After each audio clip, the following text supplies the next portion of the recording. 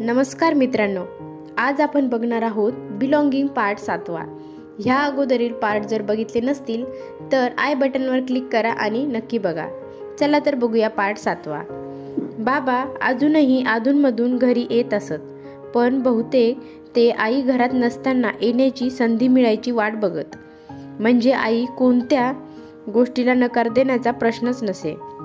आई ज्या वेळेस बाहेर जाई त्यावेळेस ताराला मुद्दाम घरी येऊन थांबण्यास सांगे। बाबांनी आम्हाला बाहेर नेऊ नये म्हणून तारा आई घरात नसल्याचं कारण बाबांना सांगत असे। ती घरात नाही ना, ठीक आहे तर मग मुलींना बाहेर नेण्याचा सगळा दोष मी माझ्यावर घेईन। चला मुलींनो लवकर, बाबा लगबग करून म्हणत। आम्ही निघालो की ते ताराला विचारत, तुला आमच्या बरोबर यायचं का? तारा मानेने नकार देई, पण तिने आम्हाला कधी अडवलं नाही। बाबा आम्हाला घेऊन बागेत जात। बाबांच्या भोवती आम्ही गाऱ्या गाऱ्या भिंगोऱ्या खेळत असू।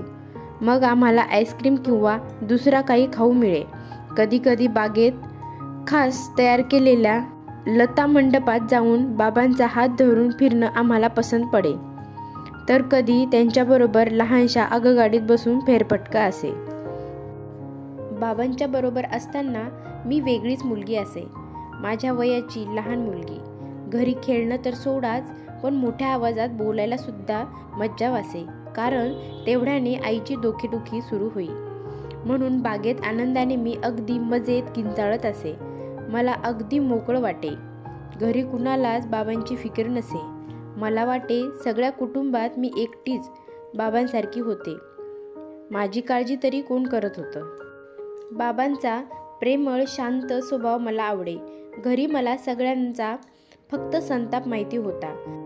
आई जेव्हा जेव्हा त्यांच्यावर शिव्यांचा भडीमार करे तेव्हा ते शांतपणे निघून जात, जणू काही ते त्या शब्दांनी दुखावले जात नसत। एका संध्याकाळी मीना आणि मी स्वयंपाकघर स्वच्छ करत होतो। आईने मला बोलावून घेतलं तेव्हा मला वाटलं की हनीफला उलट उत्तर दिल्याबद्दल किंवा एखादं काम करायचं माझ्या हातून राहिल्यामुळे आता मला मार मिळणार, किंवा एखादं काम हळूहळू सावकाश उरकलं म्हणून चोप मिळणार। ते साल 1982चं होतं। मी 13ची होणार होते। माझी उंची बऱ्यापैकी वाढली होती। माझ्या वर्गातल्या इतर मुली चांगल्या खात्यापित्या घरातल्या होत्या, त्यामुळे त्यांच्या मानाने मी लहानच दिसे। आईने मला जवळ येण्याची खूण केली। सवयीप्रमाणे मी दूरच उभी राहिले, पण तिने मला जवळ ओढून घेतलं। माझ्या भोवती हात टाकून मला कवेत घेतलं। माझ्या कानात म्हणाली, सॅम तू खूप चांगली मुलगी आहेस। तू सगळ्यांसाठी किती काम करतेस, माझ्यासाठी कष्ट घेतेस। शब्बाश पोरी। माझ्या कानावर विश्वासच बसेना। इतक्या दिवसाच्या कष्टानंतर का होईना तिचे समाधान झालं होतं। तू सांगितलेली कामं करतेस। तू आज्ञाधारक मुलगी आहेस। मी तुला पाकिस्तानात घेऊन जाणार आहे। मी कुठून इथे आले ते तुला दाखवेन। आपल्या तिकडच्या कुटुंबाशी तुझी ओळख होईल। दोन्ही तळव्यात माझा चेहरा घेऊन तिने माझ्या डोळ्यात पाहिलं। फक्त तू आणि मी सॅम, ती म्हणाली। आईने आत्तापर्यंत मारण्याखेरीज कशासाठीही मला स्पर्श केला नव्हता। तिचे चांगले शब्द माझ्यासाठी कधीच नसत। आता तिला माझं महत्त्व कळत होतं। कृतज्ञतेच्या भावनेने माझं मन भरून आलं। माझ्या गालावरून अश्रू वाहू लागले। अश्रूच्या पडद्याआडून मी हसले। काहीतरी बोलण्याचा प्रयत्न सुद्धा केला। काय बोलले देव जाणे। एका अनोख्या भावनेनं माझं मन भरून गेलं। माझ्या आतून कुठून तरी जणू प्रकाशाचा किरण बाहेर पडत होता आणि माझं तन मन त्यात व्यापून टाकलं होतं। आतापर्यंत मी सगळ्यांना सामोरे गेले होते, ते केवळ आईला समाधान मिळावं म्हणून, तिच्याकडून माझ्या कष्टांची पावती मिळावी म्हणून। पण अशा दिवसांची वाट बघणं मी सोडून दिलं होतं। इतक्या दिवसांच्या प्रतीक्षेनंतर का होईना मला शाबासकी मिळत होती। आम्ही दोघी मिळून सुट्टीवर जाणार होतो। मला पाकिस्तानाविषयी काहीच माहिती नव्हती। घरातलं दुसरं कुणी तिथे जाऊन आलं असलं तरी माझ्यापाशी कुणी चक्कार शब्द काढला नव्हता। आईने पण कधीच मला त्या देशाविषयी सांगितलं नव्हतं। मला माझी आश्रमातील समुद्रावरची सुट्टी आठवली। पाकिस्तानात सुद्धा समुद्र किनारा, दुकान, मुलं असणारच. सुट्टी म्हणजे हे सगळं हवंच. पण कदाचित ते सगळं नसलं तरी घरकामातून सुट्टी तर होतीच. शिवाय माझी आई माझ्याबरोबर कायम असणार होती. दुसऱ्या दिवशी शाळेतून घरी आले तर घरात कुणीतरी पाहुणी बाई बसली होती. आईने तिची ओळख आंटी म्हणून करून दिलं. पण आई तिला फातिमा म्हणत होती. ती आईची सासरची नातेवाईक होती. तिचं रक्ताचं नातं नव्हतं. ती आईच्याच वयाची दिसत होती. पण चेहऱ्यावरून आईसारखी कर्कश वाटत नव्हती. प्रेमळ दिसत होती. मला तर ती जास्तच आवडली. जेव्हा मी जेवणाच्या बशा गोळा करून स्वच्छ करत होते तेव्हा ती आईला सांगत होती की तिची मुलगी माझ्या निम्म्याने सुद्धा काम करत नाही. शिवाय तिनं आईला विचारलं होतं की घरातील सगळं कामं ही एकटी का करते, कुणी तिला मदत का करत नाही. दुसऱ्या दिवशी तारा जेवायला आली होती तेव्हा हनीफने आणि तिने स्वयंपाक केला. सगळ्यात कमाल म्हणजे माझ्यावर न ओरडता आईने तिची उष्टी बशी स्वच्छ करून सिंकवर ठेवली होती.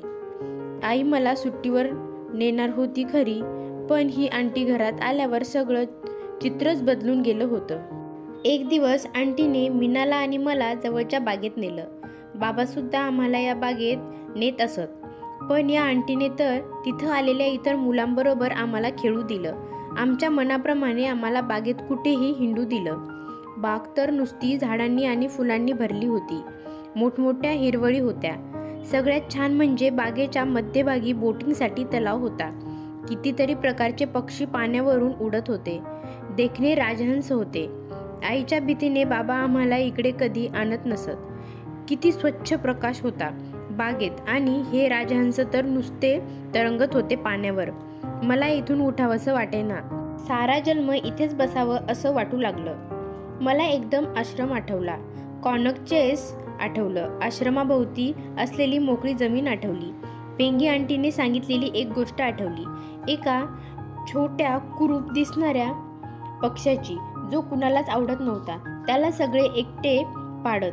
मग जसा जसा तो मोठा होत गेला तसं तसं त्याचं रूपांतर सगळ्यात सुंदर अशा राजहंसामध्ये झालं. माझ्या मनात विचार आला, मी पण आता पाकिस्तानात जाणार आहे. कदाचित सर्वांना नकोशा असलेली सॅमचं रूपांतर होईल. माझ्यातले तेज बाहेर पडून मी पण सुंदर मुलगी बनून घरी परत येईन. तारा आणि हनीफ तर मला ओळखणारच नाहीत. मी परत आनंदात राहू लागेल.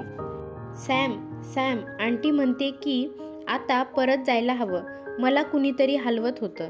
मी स्वप्नातून जागी झाले. मीना माझी बाही ओढत होती. आत्ता लगेच, मी विचारलं. मीनाने मान डोलवली. मी सावकाश पावलं टाकू लागले. तो स्वर्ग मला सोडवत नव्हता. हिरवळीवरून गेटकडे जाताना आंटी आमच्याकडे पाहत पुढे चालत होती. मी माझ्यातच दंग होते. मीनाशी पण काही बोलले नाही. तेवढ्यात मीनाने मला झोपाळे दाखविले आणि माझ्याकडे बघून ती हसली. तिला पण बागेतून हालायचं नव्हतं तर. आंटी आमच्याकडे 3-4 दिवस होती. मी पण आनंदात होते. जाताना तिने मला मिठीत घेतलं. मी पण तिला चिटकले. माझ्यापेक्षा ती खूपच उंच होती.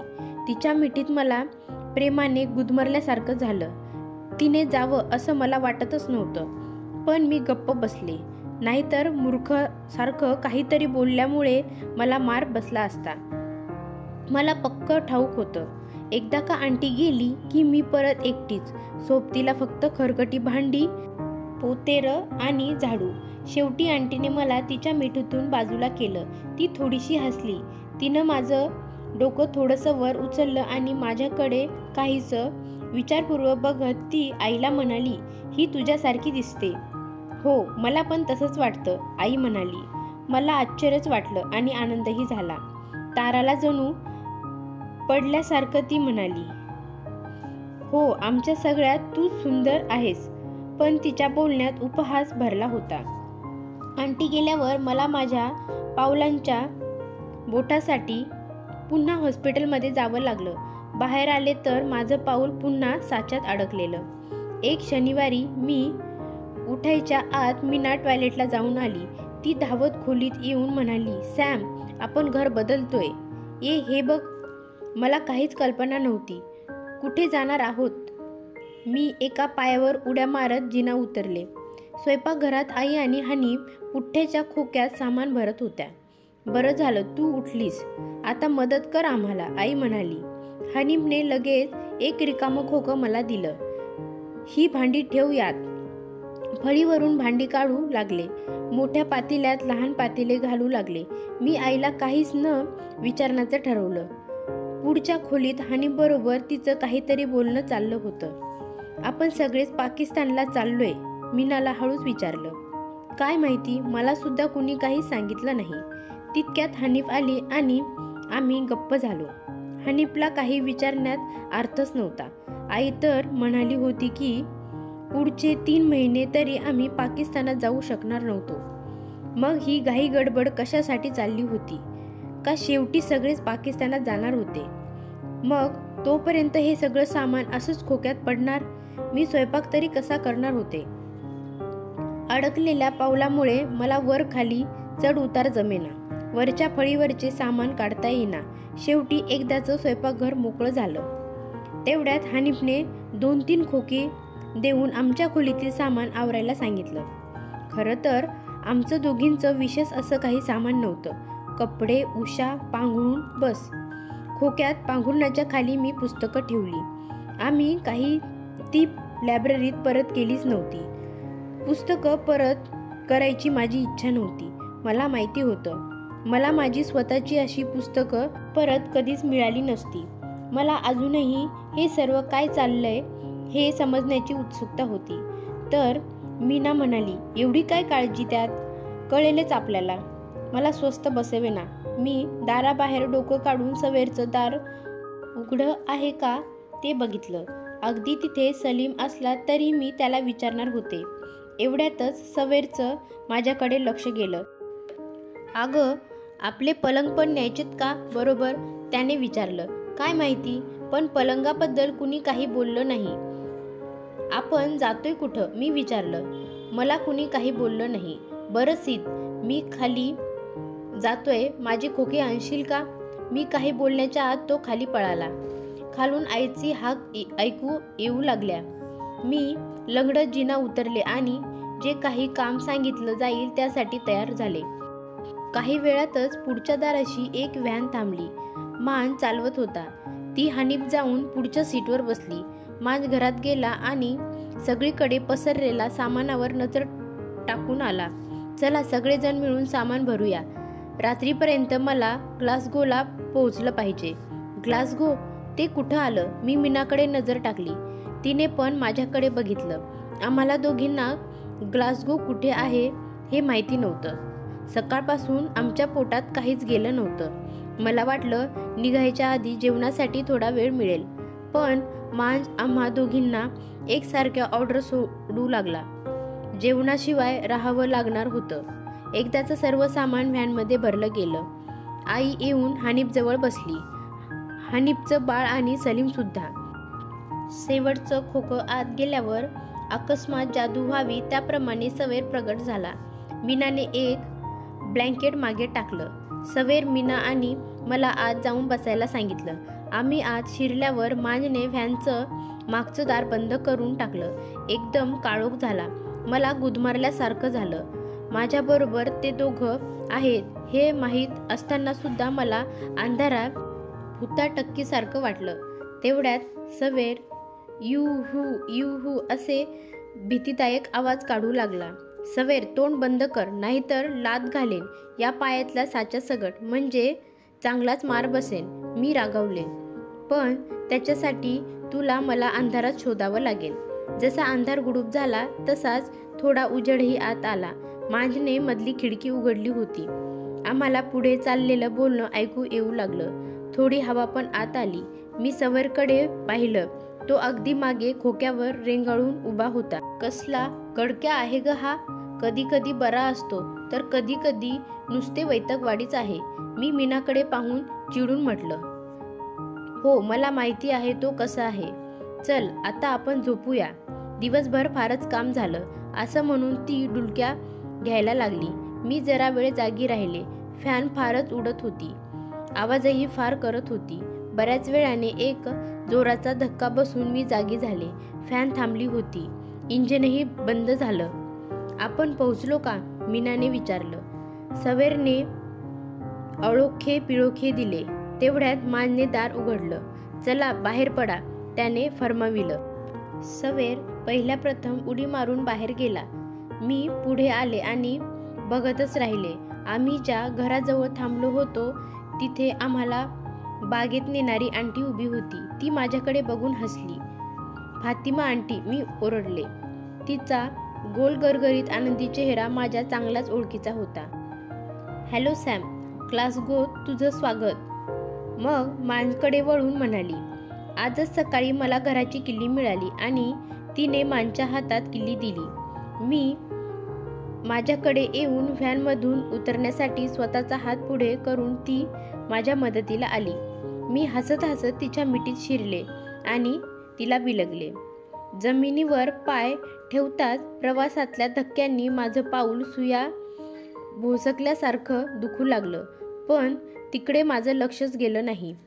आंटीने मीनाला पण मिठीत घेतलं. आम्हाला दोघींना घेऊन ती घराकडे निघाली. सामान उतरण्यासाठी तिने सवेरला मागे ठेवलं. ते घर म्हणजे तळमजल्यावरचा एक मोठा फ्लॅट होता. 3 बेडरूम, पुढची खोली, स्वयंपाकघर, बाथरूम आणि तळघर सुद्धा. सर्व खोल्या चांगल्या प्रशस्त होत्या. छत सुद्धा चांगलं उंच होतं. आम्हा दोघींना घेऊन ती एका खोलीत गेली. ही तुम्ही दोघी आणि तुमच्या आईसाठी, तिने हसून सांगितलं. माझ्या शेजारी उभी असलेली मीना एकदम थिजल्यासारखी झाल्यास मला जाणवलं. चला, म्हणजे आता रात्रीचं निवांत वाचन संपलंच. उलट आईचा हुकूम पाळायला आम्ही तिच्या अगदी जवळच असणार होतो. पण आम्ही काही बोललो नाही, गप्पच राहिलो. इथे तळघर आहे, आंटी सांगत होती. मांज आणि हनीफला दुसरी बेडरूम मिळाली. तिसरी सवेरने घेतली. बाथरूम आणि टॉयलेटच म्हणता येईल अशी व्यवस्था घरातच होती. ते बघून मला खरा आनंद झाला. घराच्या मागच्या बाजूला बॉयलर रूम होती. ती सलीमने स्वतःसाठी पसंत केली. आई सलीमला म्हणू लागली की तिथे फार गरम होईल. पण सलीम घरातलं लाडवलेलं शेंडेफळ होतं, त्यामुळे शेवटी आईने त्याला परवानगी दिली. मी तुमच्यासाठी जेवण आणलं आहे. लांबच्या प्रवासाने तुम्ही भुकेले असाल. तिनेच थाळ्या मांडल्या. अंड्याची करी आणि रोटी वाढल्या. तिने समजूतदारपणे बरंच जेवण आणलं होतं, त्यामुळे मी चांगली जेवले.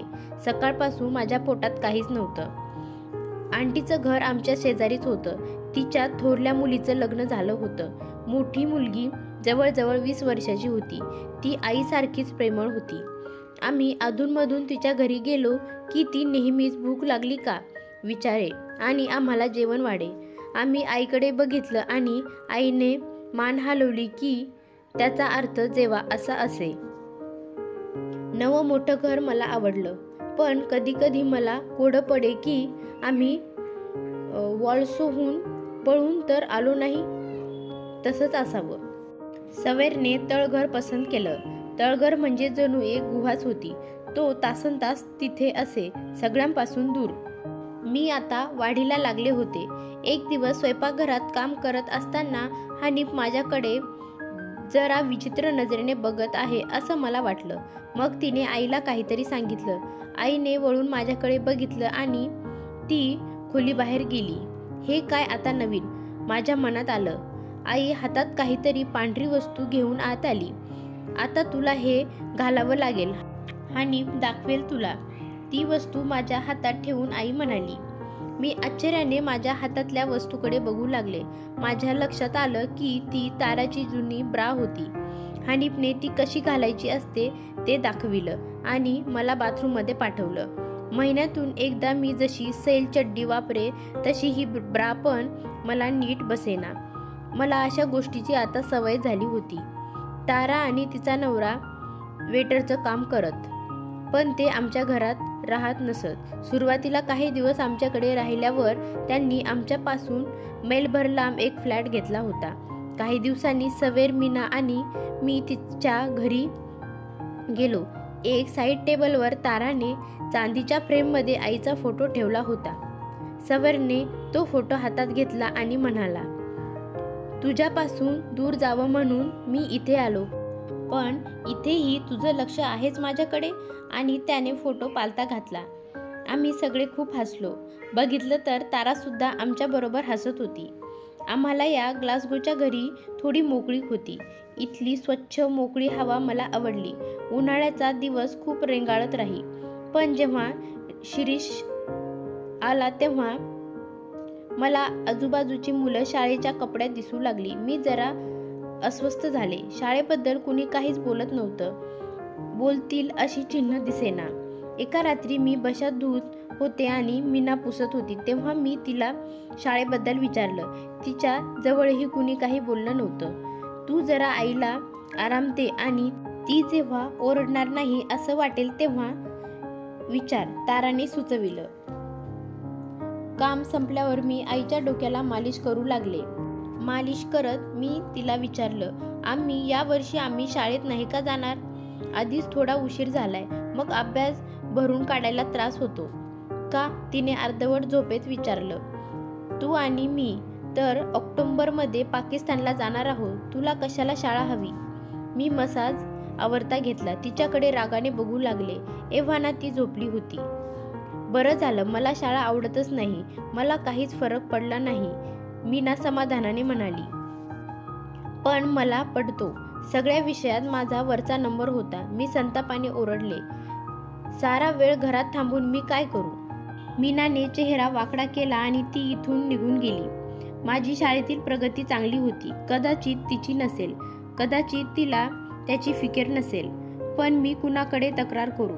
महिन्यानंतर एक दिवस आई बाहेरून आली. ती माझ्यासाठी नवे कपडे घेऊनच. सॅम, बघ आता थोडेच दिवस राहिलेत बरं का. ती खाली बसून मला पाकिस्तानाविषयी सांगू लागली. माझा उत्साह ओसळून चालला होता.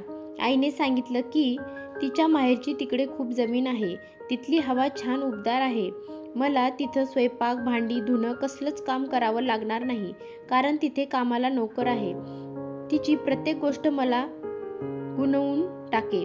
माझ्या कल्पनेत सर्वजण जणू गाणी म्हणत आहेत, गाण्याच्या तालावर नाचत आहेत असं टीव्हीवर पाहिल्यासारखं सिनेमाप्रमाणे डोळ्यासमोर येऊ लागे. शेवटी आमचा निघण्याचा दिवस उजाडला. आईने आमच्या बॅगा भरल्या, मानने गाडीत ठेवल्या. मी मीनाला मिठी मारली. तिने मला घट्ट पकडून ठेवलं. मला तुझी खूप आठवण येईल. तू परत कधी येशील?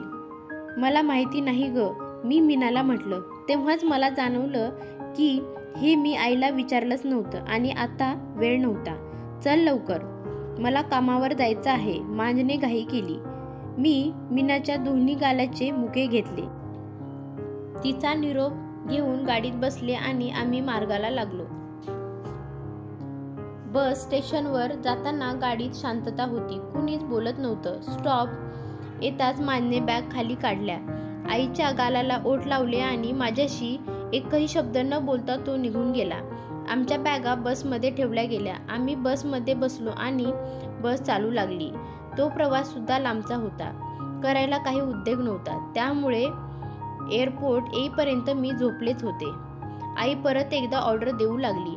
ट्रॉलीकडे बोट दाखवून ती म्हणाली, जा घेऊन ये एक. मी बॅग ट्रॉलीवर ठेवल्या. माझ्याबरोबर राहा आणि ही ट्रॉली ढकल. तिने परत ऑर्डर सोडली. ती पुढे गेली. मी ट्रॉली पुढे ढकलण्याचा प्रयत्न करू लागले. एअरपोर्टवर खूप गर्दी होती. मी आईच्या जवळ राहण्याचा प्रयत्न करीत होते. आम्ही एका रांगेतून दुसऱ्या रांगेत जात होतो. व्यवस्थित मेकअप केलेल्या बायका माझ्याकडे बघून हसत. शेवटी एकदा आमच्या बॅगा फिरत्या पट्ट्यावर गेल्या आणि मी मोकळी झाले. मग एका माणसाने आईला पासपोर्ट तपासला आणि आम्ही एका मोठ्या खोलीत बसून राहिलो.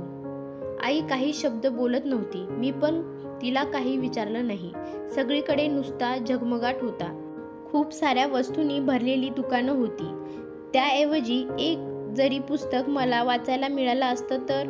शेवटी एकदा आम्हाला विमानात चढायला सांगितलं. मला खिडकीजवळची जागा मिळाली. मी सारा वेळ बाहेरच बघत राहिले. पण जेव्हा विमान जोराने धावू लागलं आणि उडणार असं वाटलं तेव्हा मात्र मी भीतीने खुर्चीला हात घट्ट धरून ठेवला.